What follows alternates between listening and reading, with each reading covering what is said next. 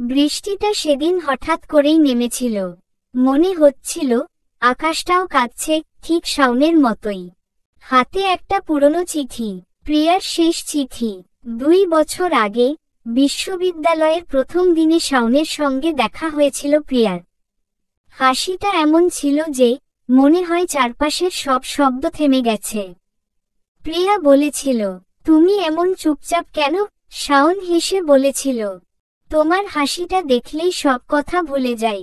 সেই হাসি, সেই দুজনের একসাথে ক্লাস, লাইব্রেরির নীরব দুপুর, আর বিকেলের কফি, সবই যেন একটা মায়ার গল্প ছিল। কিন্তু একদিন সব বদলে গেল। প্রিয়া হঠাৎ করেই দূরে সরে যেতে লাগল। ফোন ধরত না, মেসেজের উত্তর দিত না।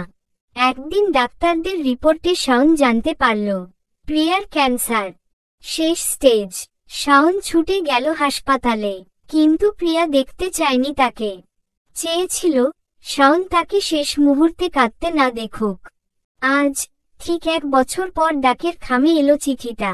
চিঠিতে লেখা ছিল, শাওন, যদি কোনোদিন এই চিঠিটা তোমার হাতে আসে, বুঝবে আমি তখন আর থাকব না।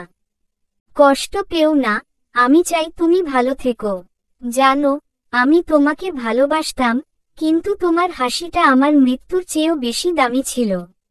তাই আমি দূরে গিয়েছিলাম, যেন তুমি হাসতে পারো, কাঁদতে না।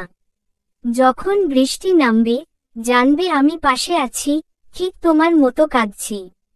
শাওন চিঠিটা বুকে চেপে রাখল। বৃষ্টির ফোঁটাগুলো মিশে গেল তার চোখের পানিতে।